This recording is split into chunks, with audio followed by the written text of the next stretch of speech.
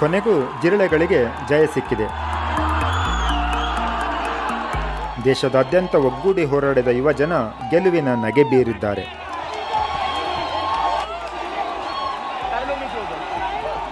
ಇಡೀ ದೇಶದ ಗಮನ ಸೆಳೆದು ಕೇಂದ್ರ ಸರ್ಕಾರಕ್ಕೆ ದೊಡ್ಡ ಎಚ್ಚರಿಕೆಯಾಗಿ ಪರಿಣಮಿಸಿದ್ದ ನೀಟ್ ವಿದ್ಯಾರ್ಥಿಗಳಿಗೆ ಪ್ರಾರಂಭಿಕ ನ್ಯಾಯ ಸಿಕ್ಕಿದೆ.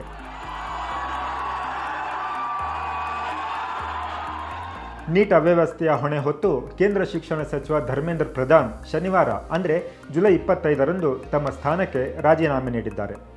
ಎಕ್ಸ್ನಲ್ಲಿ ತಮ್ಮ ರಾಜೀನಾಮೆ ಪತ್ರ ಹಂಚಿಕೊಂಡಿರುವ ಧರ್ಮೇಂದ್ರ ಪ್ರಧಾನ್, ಮೇ 3ರಂದು ನಡೆದ ನೀಟ್ ಯುಜಿ ಪರೀಕ್ಷೆಯ ಅಕ್ರಮಗಳು ಬೆಳಕಿಗೆ ಬಂದ ತಕ್ಷಣ ಸರ್ಕಾರ ಗಂಭೀರವಾಗಿ ಪರಿಗಣಿಸಿತು.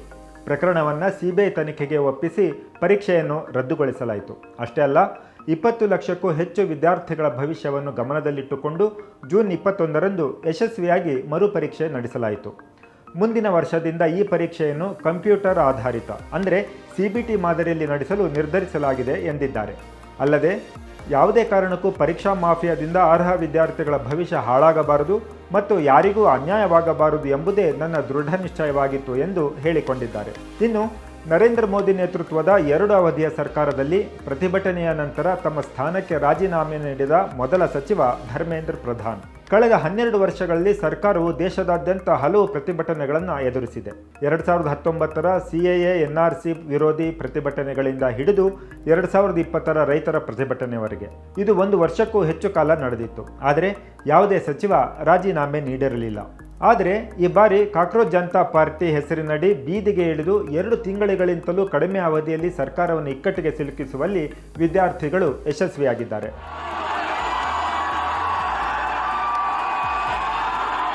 ಇತ್ತ ಅವರು ರಾಜೀನಾಮೆ ನೀಡಿದ ಕೆಲವೇ ನಿಮಿಷಗಳಲ್ಲಿ ಇಂಟರ್ನೆಟ್ನಲ್ಲಿ ಮೀಮ್ಗಳು ಹರಿದಾಡುತ್ತಿವೆ.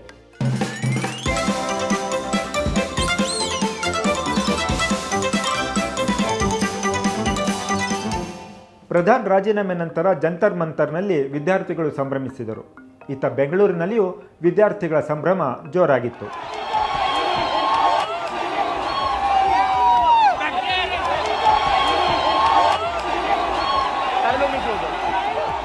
ಎರಡು 2026ರ ಮೇ 17ರಂದು ಒಂದು ಇನ್ಸ್ಟಾಗ್ರಾಮ್ ಪೇಜ್ ಆಗಿ ಪ್ರಾರಂಭವಾದ ಕಾಕ್ರೋಚ್ ಜನತಾ ಪಾರ್ಟಿ ಚಳವಳಿಗೆ ಸದ್ಯ ಜಯ ಸಿಕ್ಕಿದೆ. ಆದರೆ ಪ್ರಧಾನ್ ರಾಜೀನಾಮೆ ಮಾತ್ರವಲ್ಲ, ನೀಟ್ ಪರೀಕ್ಷಾ ಪತ್ರಿಕೆ ಸೋರಿಕೆ ಪರಿಣಾಮ ಆತ್ಮಹತ್ಯೆ ಮಾಡಿಕೊಂಡ ವಿದ್ಯಾರ್ಥಿಗಳ ಕುಟುಂಬಕ್ಕೆ ಪರಿಹಾರ ನೀಡಬೇಕು ಹಾಗೂ ಶಾಂತಿಯುತವಾಗಿ ಪ್ರತಿಭಟನೆ ಮಾಡಿದ ಪ್ರತಿಭಟನಾಕಾರರ ವಿರುದ್ಧ ಯಾವುದೇ ಕ್ರಮ ಕೈಗೊಳ್ಳಬಾರದು ಎಂಬ ಉಳಿದ 2 ಬೇಡಿಕೆಗಳು ಈಡೇರುವವರೆಗೆ ಪ್ರತಿಭಟನೆ ಮುಂದುವರಿಸುವುದಾಗಿ ಸಿಜೆಪಿಯ ಅಭಿಜಿತ್ ದೀಪ್ಕೆ ಹೇಳಿದ್ದಾರೆ.